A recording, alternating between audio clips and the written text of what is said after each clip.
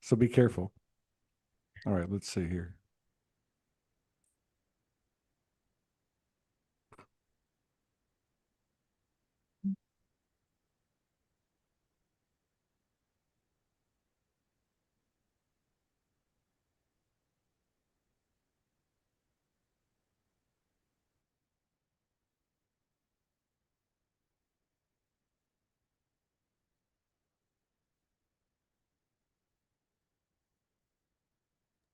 I'm going to tag you real quick.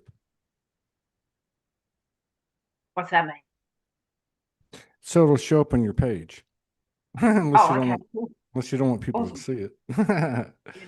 Yeah, awesome. Okay. Thank you. All right. So here we are, Mexico to New Zealand or Australia. Can't No, remember. Western Australia. Western Western Australia. Australia. That's right. Yeah. Yeah. Perth area. Okay. So, I mean, like, you said to me, how are you feeling? And I was like, okay. I think we're on the same wavelength. But welcome Yeah, to the show, Mira, thank you. Jacqui Knight. Welcome to No, the I'm not show. Mira. I don't know why it's come up like that, but I'm Jackie Knight. Yeah, Jackie Jack. Knight. Okay, Jackie Knight. I'll change it once we get into it in a minute. Uh, yeah, welcome to the show. Thank you for coming in, sharing space with us. To come and have an open conversation. I know you're a little bit tentative about it and apprehensive, but we're just two people having a conversation in front of a bunch of people. Yeah, yeah, I'm good with that. Just got to get used to it. So, how did it all start for you? Uh, that's a really long question. Okay, so I was born in a small country town in outback Western Australia, Mm, in a farming community. And I was born on the 144 of 1972. all I right. didn't realize the 144 until about 4 years ago. I've got a bit of a homer sort of thing. I just go, duh. But yeah, so I was born then, and I was born into a family of nine. I'm number eight. I'm the infinite one. And on a farm out the outback of Western Australia. Yeah, and I had a really awesome childhood. And I've got five sisters, three brothers, and my immediate family is around 61 and 65 or 70 maybe. I'm not real sure yet, since there's been additions happening every month or so. Um, I was born quite sick. I was born very small, 6 pounds, and I had pneumonia. So I slept on my mother's chest for the first 6 months of my life, in and out of hospital until I was about five. Um, then we went to boarding school. I had a little school where I was from, and then we went on to boarding school, and that was the rite of passage. That's what you did. And I went to boarding school. When I hit 16, I had a really bad car accident, which I put in my soul contract. And I was thrown from a car doing 120 from a little Ford Escort, two-door Ford Escort. My sister was driving us home from boarding school, and I got thrown out the back window of the car into the bush. And I landed on my bum. I landed on my coccyx, and I was unconscious. And the first memory of me waking was it was pitch black, couldn't see anything, and I was lying on the ground, and I had clothes all over me. My sisters had put clothes on me. Two of my younger, one older, one younger sisters put clothes on me and went for help. We were about 5 kilometers from the hometown that I lived in.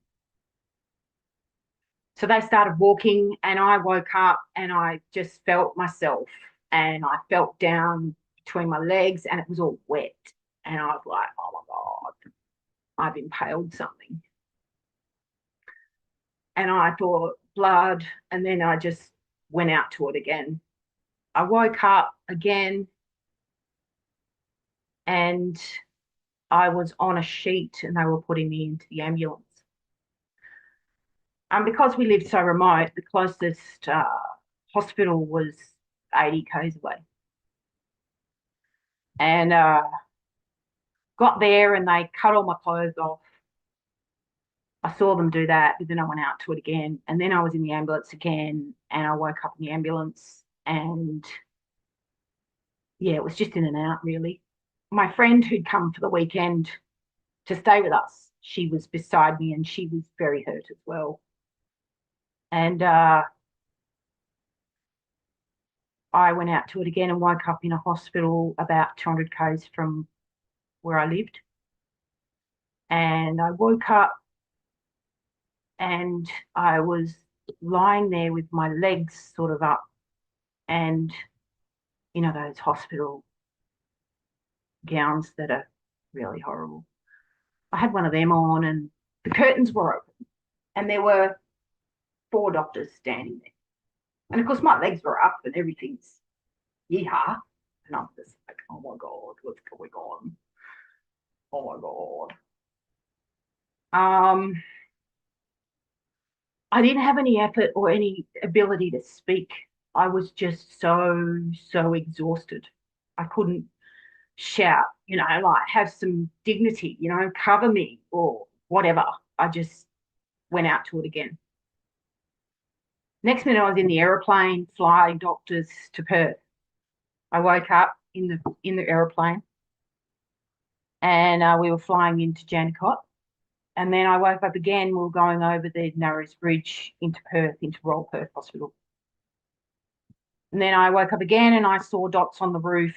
They were wheeling me into the hospital. Then when I came to again, I was feeling really sick. And this matron nurse, she had this white, you know, her white tunic on, and she had this little red lapel here. And I'm looking at her and I'm just like, oh. And then next minute, I just throw up all this blood and it was curdling in my stomach and it was just this deep purple. And I covered her, totally covered her. And I was just appalled. I was, oh my God, I'm sorry. You know, just, yeah. So then next minute I woke up and I had this massive suction mask on my head.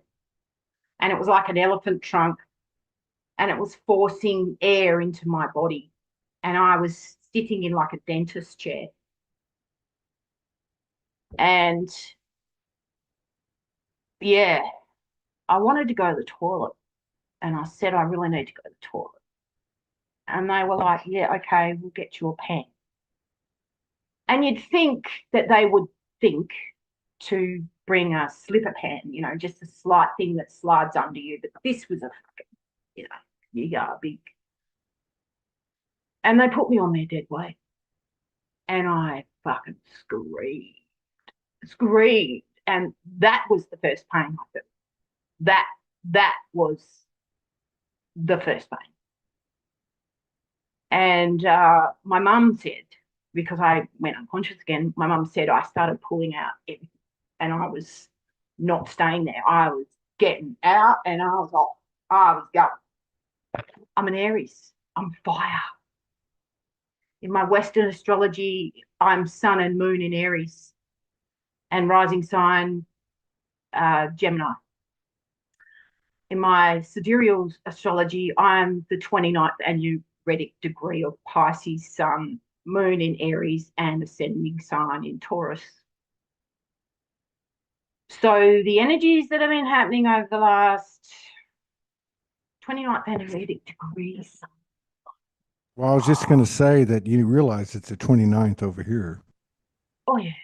which is Yeah. also the day that the three calendars converged. Yes. And then Yes. also the three-eye atlas is closest to the sun on the 29th. Yes. Oh, and my son is right on Chiron. I'm born on the 24th degree of Chiron in Aries. And Eris is right a degree next. It's crazy. So do you feel like, because it sounds like it to me, I'm not trying to ask you a leading question, but do you feel No, like yeah. that this time period you're very, very sensitive to because of those numbers and the dates and so on? Sensitive's just like, eh, holy moly. I've this because I've done so much healing, I'm very sensitive to the energies. So I don't go out in public. I'm very sensitive to my environment. Like if there's something negative around my environment, my whole body just repels and I power spew, like just bleh, like crazy. So I feel everything. I wonder if I've that's learned why. to, I wonder if that's why, through force or flow or whatever, why so many people in the last year and a half have found themselves in isolation. most definitely. If you don't know how to secure your energetic field with mirrors, circle your auric field with mirrors in, then when you go out amongst public, out. So it just bounces off. Anything that's directed you bounces off. That's what I do. But I'm protected by the Holy Spirit. I'm totally protected by the Holy Spirit. Wouldn't you I mean, say? I mean, What would you say that there is some connection to, or maybe some other way to say that our field is the Holy Spirit, and as we come oh, into the most awareness, definitely, right? Yeah. most definitely, yeah, most definitely. Our auric field is of rainbow colours. Okay, our auric field is like the cosmic egg around us. We emanate that. It's through your fascia, which is the web of white sort of web between your bone and your muscle tissue. And sometimes it encases your muscles as well. And if that fascia is blocked from wounding, whatever wounding you've experienced, it'll cause a schism or a black area of that wound, and the flow doesn't happen because we're energetic beings having an earthly experience. And that fascia is our light body. That is what's turning crystalline. That's what's causing us to turn crystalline. It's the fascia. Yeah, yeah, for sure. So if So you've got that a wound, if go you've got ahead. a wound, so for example, my wounding was I impaled the ground and I broke my pelvis in two places. I when I felt down between my legs and it was all wet, I was thinking it was blood. And then I felt this opening, like literally felt this opening. And I was just like, oh my God, I've impaled myself. I'm bleeding to death. Like, I don't know. I didn't know. I was just lying there, 16. I don't know anything. So I was like, the feeling of that openness was, yeah, something else. It was crazy. So what had happened is the pubic symphysis at the front of your pelvis here. So it's this bit here, the cartilage that dilates when you have children. That was totally obliterated, and it had opened like I was birthing. I was birthing wounds basically, and the bone that's just down on this side, so it was all on my left side, that was broken, and I dislocated our hips, but the impact had actually compressed my spine, and the energy went right up into my head and out into the source. So I had this impalement of that feminine wound, and I chose that, which is absolutely crazy, but I know I chose that for it was to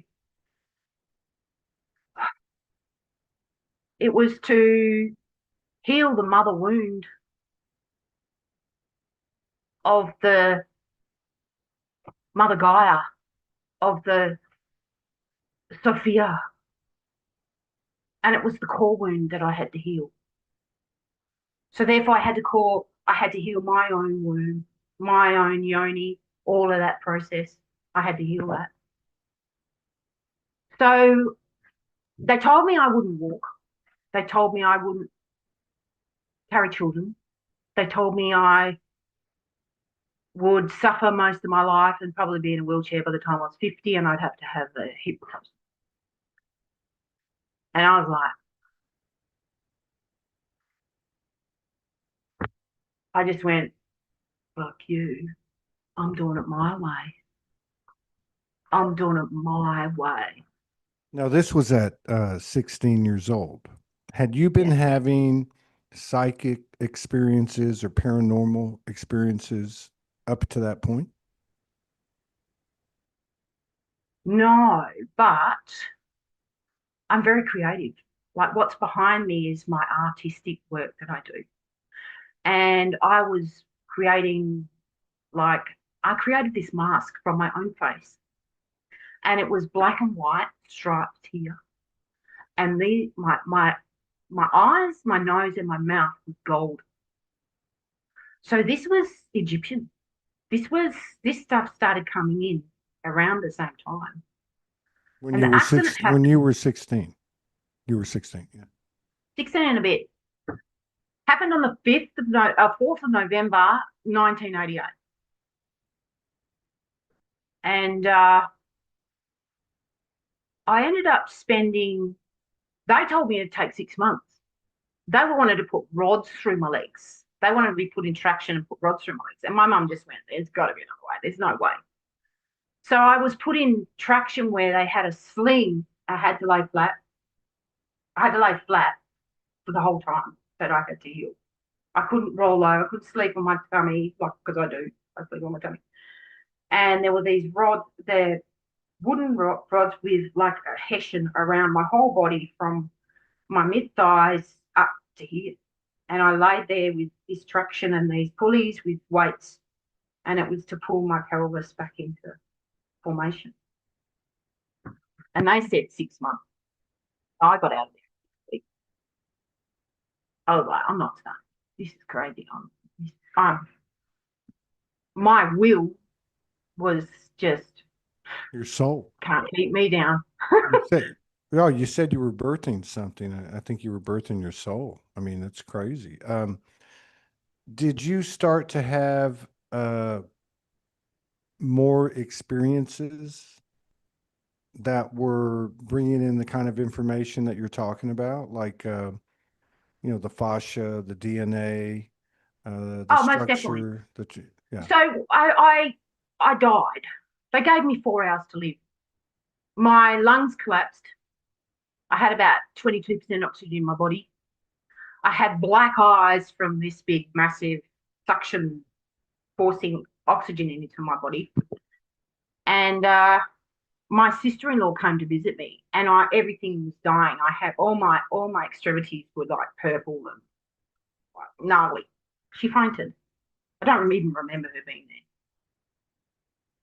So my mum was told that I'd had 4 hours to live. So she went across to the chapel. There's a church right next to Royal Perth. She got married there. So she went there. Anyway, next minute I've got my eyes closed and I'm conscious, and it's like there was no hospital noises. You know how you have a monitor that goes dee dee dee dee, takes your pulse, all that stuff. And I'm like, oh, quiet. And then I'm getting wet. And I'm like, who's wetting me? And I opened my eyes, and there's the priest doing the last rites. My mum's sitting next to me.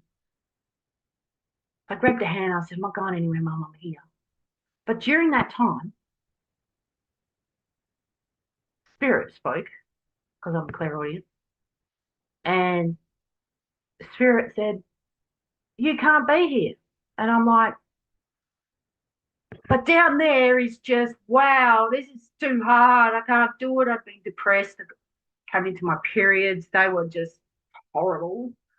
And I just thought, oh my God, I can't do this. I just can't do this. No, you're on mission. You have to do this. You are too important.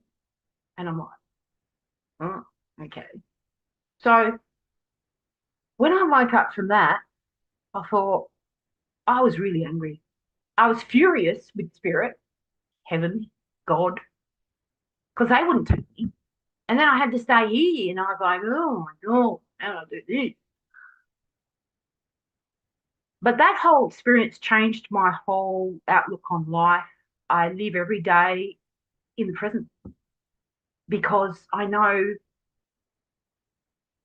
how blessed I am to be alive.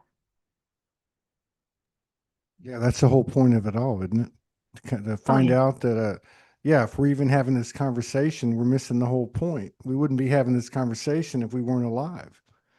And that's where exactly. the value is, the experience of everything. Yeah. Most Um, definitely. a lot of people, when they go through this type of thing, and obviously you've done this in a more extreme fashion. I've met people that have done it like this. Extreme fashion. Well, yeah, I That's mean, an when you have understatement. where you have a physical, like a lot, I can remember a few people having a car accident and something to that degree. A couple of friends of mine where their spines were shattered and that type of thing, and they weren't supposed to walk. But it seemed like, and from what you're saying, you're being clairaudient that you understood at least to the best that you could that you had a Yes. mission here, there was a purpose here. Now, a lot of the people that I've talked to, once an experience like this occurs, they start to take in well, collective downloads, but also individual downloads that kind of guides them to their purpose in a Okay. more refined So way. when I after my accident, my grandmother, I was very close to my grandmother. She died a couple of years after my accident when I was 18. The last conversation I had with my grandmother, I came home from work and it was very late, like 11 in the night. And I came in, you don't have phones in those times. Like, this is, 30 odd, 37 odd years ago. And I came in and she was sitting in a chair and she was shivering. She wasn't well. And she was shivering. So I went and got a blanket and tucked it all around, like right up to here, like she was a little grub, you know. And the dog always sat next to her. And I just said, Grandma, are you warm? She goes, oh, a bit cold. So I thought, I'll go and get a blanket, go get a blanket, tucked her in. And she said, you're my guardian angel. And that was the last conversation I had with her. So when she went into spirit, she saw my life path. She saw what I had to go through. She saw all of it. She also saw all of her records and everything that she had to, what she did in her life. Did And she she tell you? saw Did she that, tell you this? Did she share this with no, you? no, if you just bear with me for a minute, I'll tell you what the go is. So as I recuperated from the car accident, I had a sister, she's 10 years older than me. She's a fabulous lady. And she said to me, I was visiting her and I was 18 at the time, and she said to me, Jacqui, you do die. And I'm like, don't you think I fucking know that? Like, come on. Oh, what?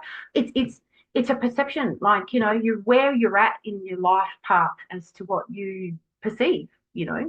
Um, so my grandmother has shown me the way through dreaming, through dreaming. The first time I went to a any clairvoyant or anything like that, I went to a medium, and it was here where I live now, in a very sacred spot of WA. And I sat with her opposite her, and I sat down, and she said, "Oh, your grandmother's here." Grandma. And she said, she's sorry for turning a blind eye. And I thought, thinking, like, just thought, oh, she's talking about my uncle. And I Oh, said to I myself, just got what you said. Yes. I said to myself, oh, he didn't get me. Very adamant. I said it to myself. She looked at me right in the eye and she said, yes, he did. And I was just like, whoa, like, what? When did that happen? How? What? How Okay. how old were you at this time? 30? 30. So I walked away from that a bit perplexed and sort of just went, wow, why don't I remember that? Trauma, deep trauma, really. And when did that happen? Like, I had this idea. So a little while after that, I had this dream, and it was dark, and I could hear children crying or babies crying. And I was like this, right up against some bars. And I'm like, I'm in jail. What the hell? What's going on? Like, this is not, what's, couldn't work it out. Just couldn't work it out. So come during this time too, from my car accident all the way through till I was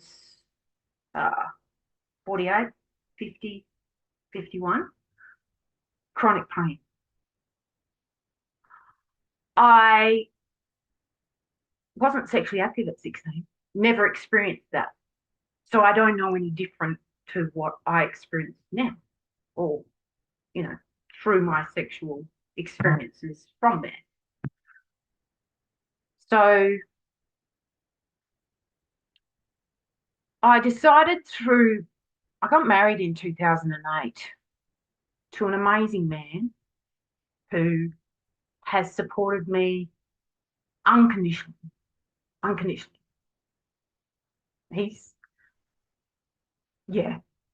His birthday's the 28th of the 8th. My birthday's the 14th of the 4th. We're opposite. And opposites attract. We've had lives together in the past too. I digress. Where were I?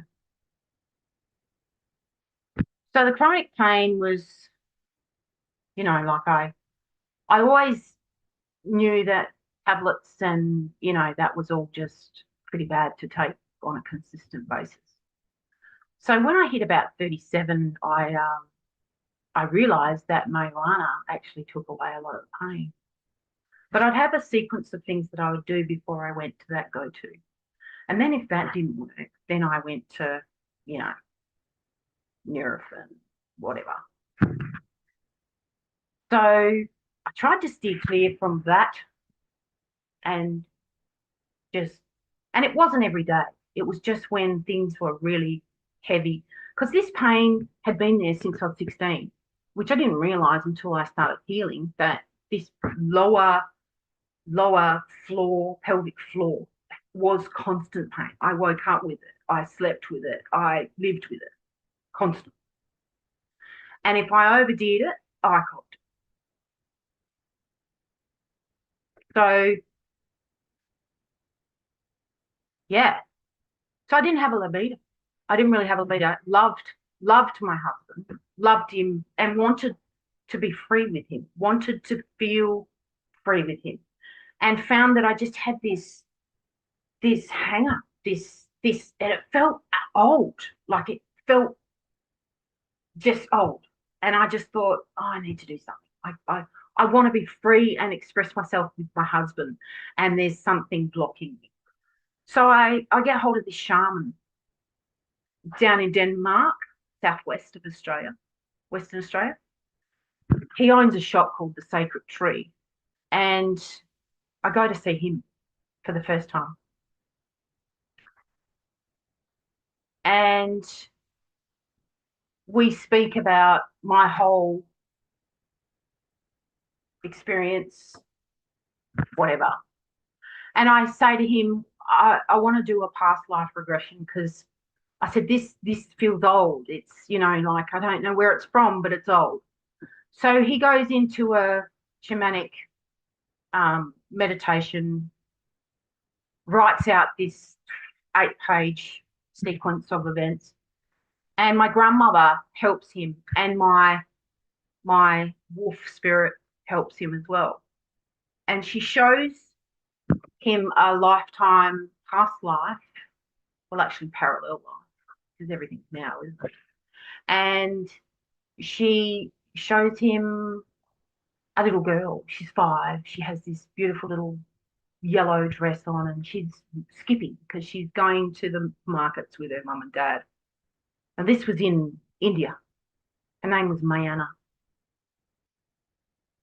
Coincidentally, my mum's second name is Maya. Maya. So that was quite, yeah. I see patterning. I see the connection. I see the synchronicity through numbers. Spirit shows me the way. So So now I go to this market and I get sold to a sheik and I live my whole life like Cinderella. But not only that, I'm servicing male gender and die in Calcutta at 86. This happened in the 1880s. So that blueprint was affecting my life, this life, but it was for a purpose. Because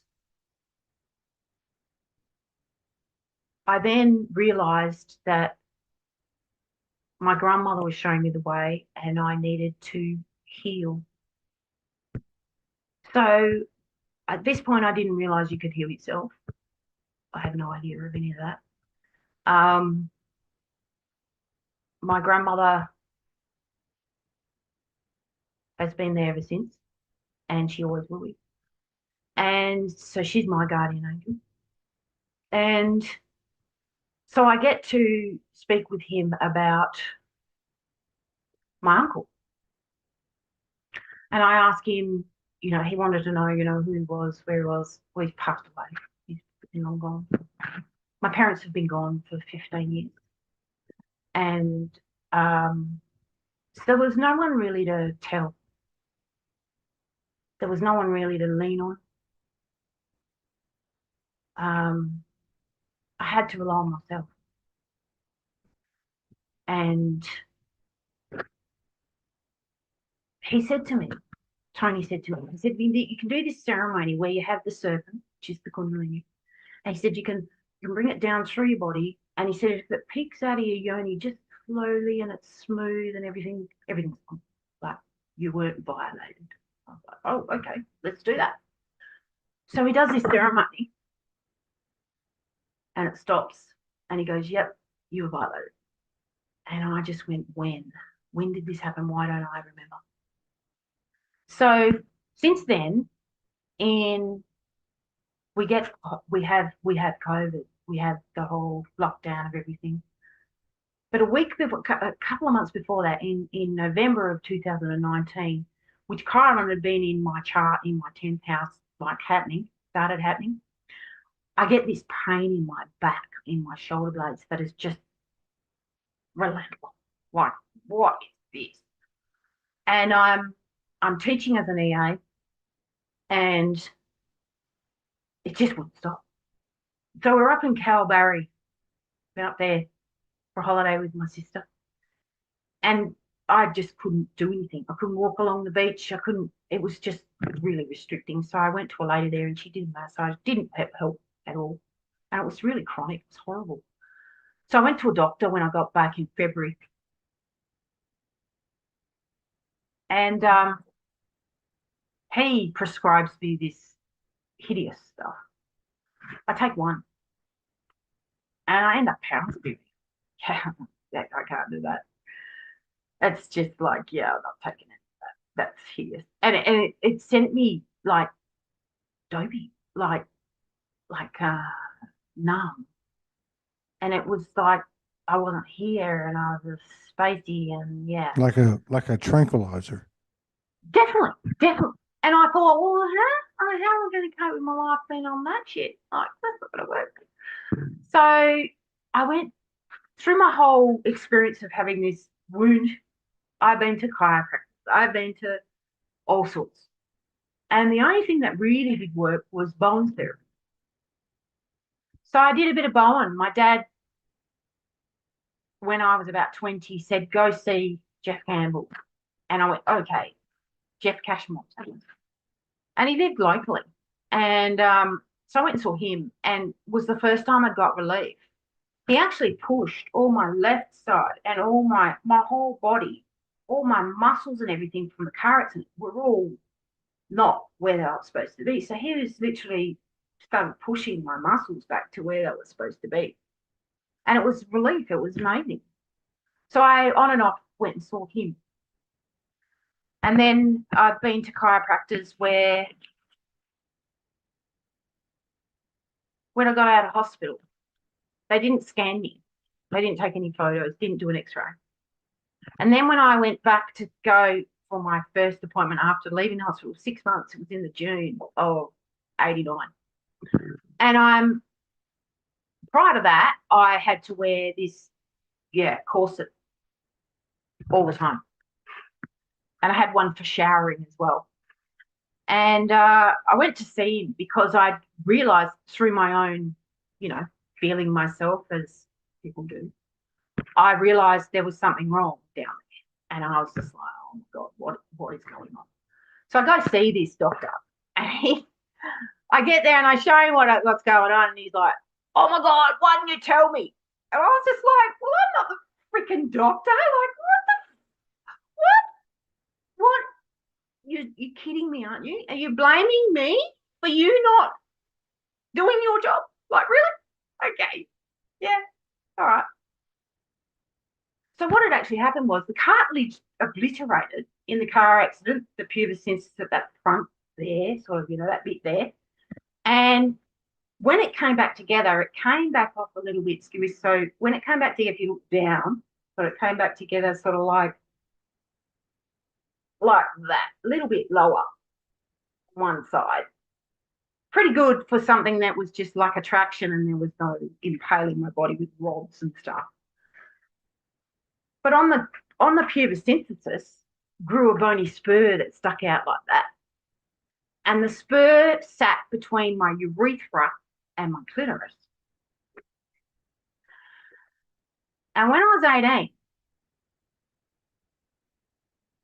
I had this boil come up in that exact spot.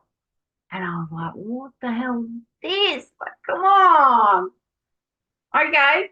And it was a boil, literally like a pus boil. And I was just like, oh my God. So I go into the local silver chain.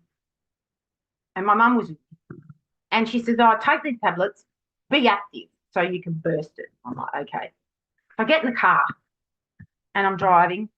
My mum's there, and she's had 9 kids, so she was an amazing woman. She was nurturer. She was a Passian, and she looks at me. She goes, "So Jacqui, how'd you go?" And I said, "Oh, I got these tablets, supposed to burst it. It'll be okay, mum." But at the time, it was like a hot rod poking, right there. Okay. So I'm like, um, she then turns to me and she says, "So Jacqui, where is it? Where's your cyst?" And I said, "Oh, it's been between my urethra and my clitoris." And she says, "What's a clitoris?" My mum was very sheltered. She lived out back, pioneers. Her parents were pioneers of the district. She went to Kellerberrin Convent from the age of 6 until she was 17. You didn't talk about that sort of stuff. You didn't, I remember getting my period and she gave me these pilchers, plastic pilchers with these clips. And like, I was like, what's that? You know, the thing that saved me was I was at boarding school. So, and my sisters that were older sort of helped me out with the whole process of, all of that stuff. So my mum, yeah, that spun me out. I was just like, oh God, okay. I just It's said, it's it just this little, I told her, I said, it's a little clitoris that sits at the top and it's like a bit of skin. And I didn't exactly, only I only didn't know what to say really. only on Soulogy do we have these sidebar discussions. Sorry, No, it's but awesome. It's it just, beautiful. It's real. It's all real. after 9 kids, I just went, you're But freaking serious? You have no idea? yeah, Like, how does that work? what I find Right. fascinating is the connection, which we're all coming into. It's becoming Yeah. more and more part of our memory bank. But the Yep. connection between these things, because so much of what we've judged ourselves on and others has been based on this particular incarnation, which I feel like is a summary life. Like everything's being funneled into this. So, like Oh, yes. trauma, We were your prepared. trauma, right? Like your trauma showed Oh, up yeah. through the car Yeah. accident. I had this revelation about 3 weeks ago, where right before I reawoke, I went to a concert and got in a fight, and I got my head bashed in. And I was Ah, shown, it was in the back left side, I was shown that it was not what it seemed on the surface, that it was associated to some type of past traumatic experience and or lineage, and that it was yes, it was basically dislodging, kind of like that practitioner was doing with you and moving the muscles back. It was yes, moving everything back in line. So yeah. at one, it's at a, it looks like it's a trauma, but at the same time, it was actually an activation. But it's just Well, funny amazing you to me, say like that. these, but it's just amazing to me, like how these things are coming up now more than ever for so many people. And the only reason we don't know about it is because we haven't talked about it. Yes, but also we have to clear everything from our ancestral line, our own life path, and all the other life paths. There's some stuff that you won't even know what it is. You'll get that feeling in your body, and it's like, oh my god, that's so painful. But wow, the thing is that you can't look at it logically. It's like your body is a memory, cellular memory, blood, water, all of that. So your blood holds the lineage of all of your ancestral line and all of the wounds that happened there, you know, unless there was one that just wasn't willing to carry on all of those wounds and came into, I think we all came down to this one to get rid of that shit. yeah, yeah, No, yeah. I agree with I you. feel like that's really on a massive scale. Oh, yeah, What's worldwide. Yeah, happening, well, like that's what's happening. Like so many of us have yes. gone through what we call the dark nights of the soul. And we had the Oh, perseverance and the resilience and the yeah. courage and the grace and the love and whatever to walk through it. And now we've reached a point where all of those experiences and the code gained from that, Was to is prepare us. right. It's to, Was to but prepare us. we're all meeting in this same space, and the same space, not to be confused with all the suffering and the pain and the trauma and the No, the human no. experiences, but to actually be on the other side of it and saying, wait a minute, we're in a new pool of consciousness. It Yes, involves self healing. It yes, involves the miraculous. The lady, yes. the sister that was on before, was infertile and then had some experiences and then bore a child, right? So, I mean, there's Fantastic. all these Yes, things that are happening, and this is the consciousness that we're finding ourselves in. And yes, the retelling of the journeys is important as we do it from, as you do so well right now, but we're not doing it from victim consciousness. We're actually doing it to accentuate and present this, what is it? You called it the Holy Spirit, this indomitable essence or spirit within us that would not be stopped no matter what. And now we're all standing in this space together. It's remarkable. yes, yes, it is. So I get to about, I don't know, 47, and I have a small business. I'm a cleaner. I have a cleaning business. And I'm cleaning a toilet. And I'm so frustrated. Just like, what the fuck? What am I doing? So I got the Dunny brush in my hand. I'm like, cleaning the toilet. And I stand up and I'm waving this Dunny brush in my hand around and I'm going, what's so fucking important about cleaning dunnies? I'm telling Spirit this because I was so frustrated. I was just like, I get to 47, nothing's happening. And I'm like, what's going on? Like, I'm definitely not here to clean dunnies, am I? So, kind of listen next to godliness. So, next minute, next minute, the following year, I go to this doctor who gives me this hideous stuff. I throw that up. And my whole time through all the healing modalities, I say to myself, oh, yeah, the only thing I haven't tried is acupuncture. So I was like, I'm going to go do this. I'm good.